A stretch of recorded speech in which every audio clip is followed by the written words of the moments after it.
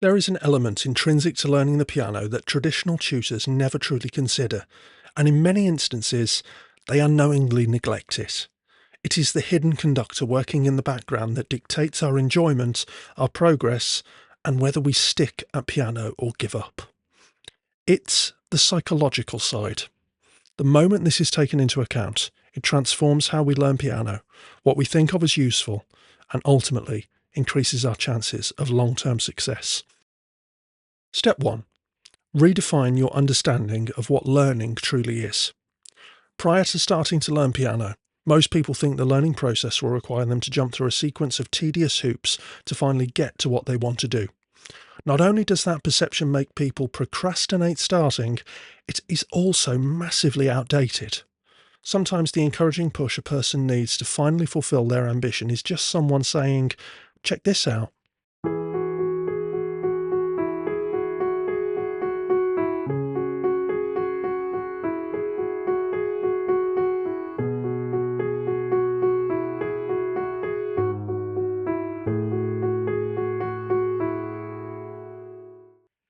Or this.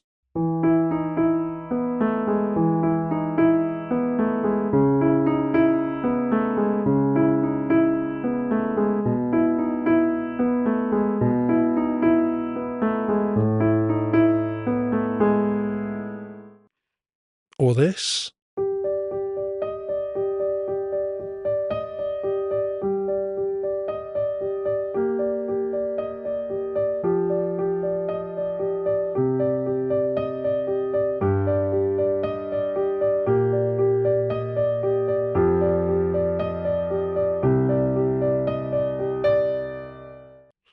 Or even this.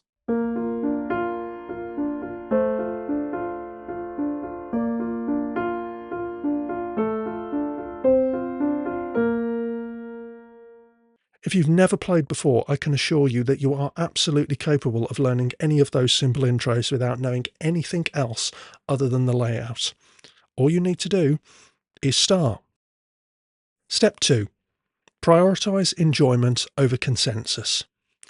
Never force yourself to play anything you find unenjoyable, no matter how much others tell you otherwise.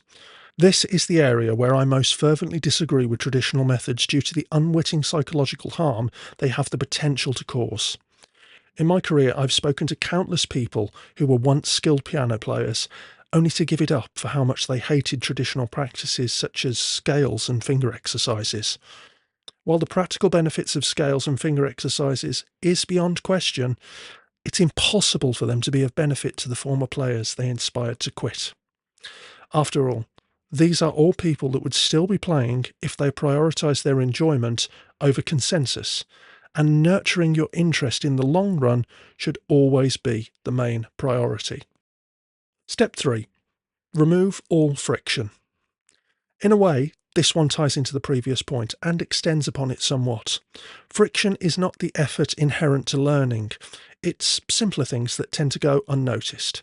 Is your piano in the spare bedroom rather than in the room you spend the majority of your time? Is it hidden away under a dust cover, or does it not have a chair or stool directly next to it, requiring you to go into another room to fetch one? If the process of practicing is more complicated than sitting down and turning it on, there's too much friction. Step 4. Reframe your perspective on time. The majority of people are discouraged from learning piano due to the time inherent to getting good. But however long it takes you to get to whatever your perception of good is, that time is going to pass anyway. Think back to this time last year. Feels like it's flown by pretty quick, doesn't it?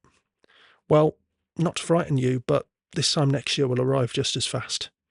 You can arrive at that point having invested the time between now and then in learning piano, or you can arrive at that point wishing you had. Also, if you follow the steps outlined in my last video, linked in the description, you will understand that learning quickly isn't as important as gaining an interest that inspires you to stick with piano for the long haul. If this helped you, please like the video and subscribe to the channel, and make sure you hit that notification bell. It really helps us out, and with the stack of content that we've got coming up, it's going to help you out too. More videos coming along very, very soon.